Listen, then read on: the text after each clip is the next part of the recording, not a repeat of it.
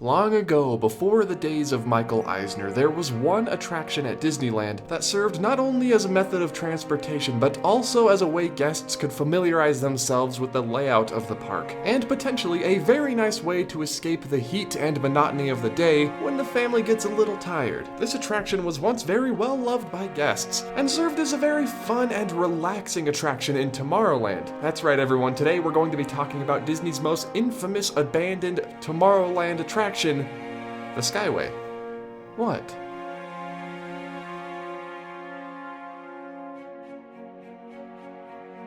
First off, this music's a little too depressing.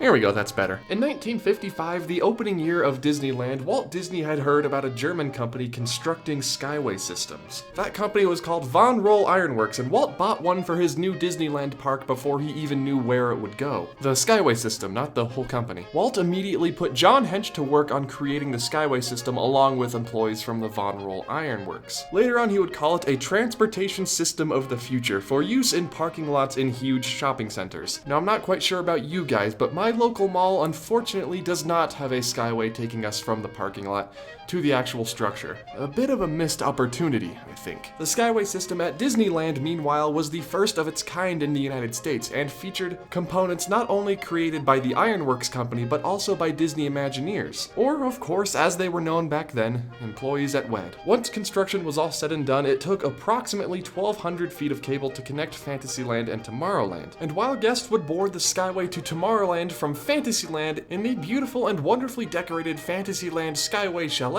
which we'll talk about a little later, guests would board the Skyway to Fantasyland from Tomorrowland, near where Innoventions is located today. Walt Disney himself personally opened the attraction on June 21st of 1956 at a ceremony at the 5,132 square foot Fantasyland Swiss Chalet. Walt, along with Dr. Walter Schmidt, the Swiss Consul General, whatever that is, of LA, both took the very first ride ever on the Skyway together to Tomorrowland. Now, the very first ever people to ride the Skyway from Tomorrowland to Fantasyland, that's a different story. I don't know who that was, and I don't know anyone who knows who that was. All in all, after construction, the ride had cost about $30,000 to build, about $2.8 million in today's money, which sounds like a lot, but remember, Star Wars Galaxy's Edge cost Disney about $1 billion, and they built that one twice. I mean, I guess if we want to be technical, they built the Skyway 3 separate times. Well, whatever, let's move on. In 1959, the world's first steel tubular roller coaster opened at Disneyland called the Matterhorn Bobsleds. I'm sure you're familiar. And of course, it was planned to be built right in the middle of the path that the Skyway followed. So instead of rerouting the Skyway or just building the Matterhorn somewhere else, they decided to make the Matterhorn a central support for the Skyway, meaning that the magical floating buckets would now go right through the middle of the Matterhorn. Something that seemed intuitive and fun at the time. Hey, you got to see a little sneak peek of the Matterhorn bobsleds as you rode through the Skyway, but after a number of years, it would prove to be part of the Skyway's eventual demise. In 1965, for Disneyland's tencennial celebration, Imagineer Bob Gurr redesigned the Skyway buckets, from the old circular buckets to the new square ones. Now, depending on who you ask and when they visited, mostly during their childhood or adulthood, this was either a significant upgrade or a significant downgrade.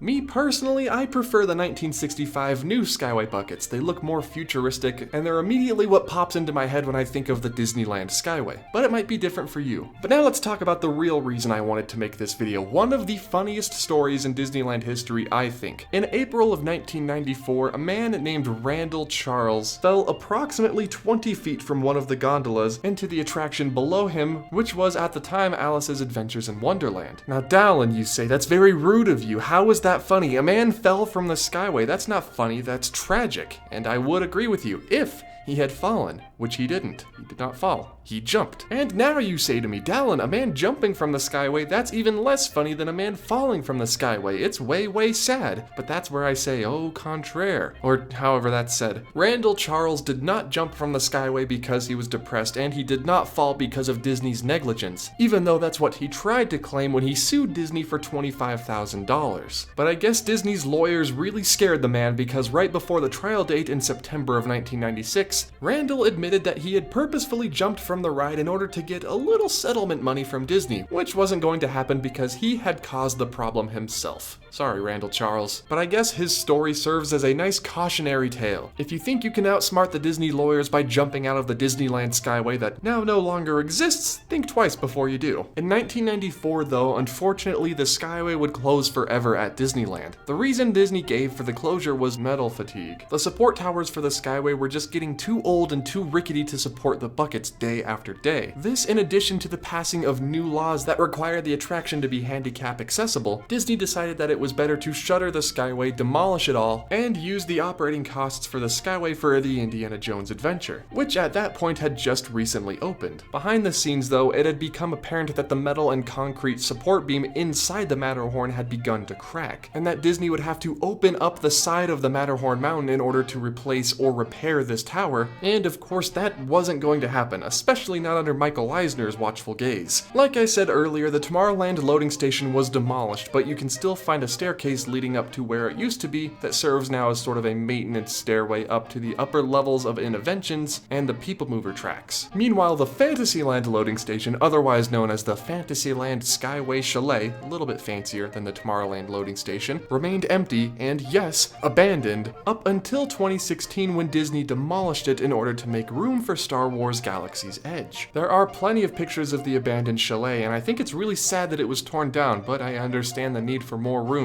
The mural and the clock on the front of the chalet were really intricate and beautiful, and I hope Disney saved them. There are only a few remnants of the Skyway remaining at Disneyland, even though it lives on forever at Walt Disney World as the new Skyliner, a strange square planter in the queue for Mr. Toad's Wild Ride in Fantasyland where one of the support towers used to be, and in the recently updated Matterhorn you can find a classic opening day round Skyway bucket and Harold's stash of collected things from around Disneyland. So now I'm going to turn it over to you guys. Did you ever ride Disneyland's Skyway, or have you been on Walt Disney World's Skyliner in the more recent days? And what do or did you think about them? Are you afraid of heights so you avoid it at all costs, or do you think it's a lovely way to get away from the crowds when it's hot and busy? I'm part of the second camp if you can't tell. That's all I have for you guys today, and if you didn't know, this is actually a remake of one of my very first videos I ever uploaded to the channel, and if you're interested on seeing that, head to the link in the description down below if you're going for that more vintage, offhand Disneyland sort of feel. And everyone, thank you all so much for watching. I will see you all in the next video. Hopefully it won't be too long.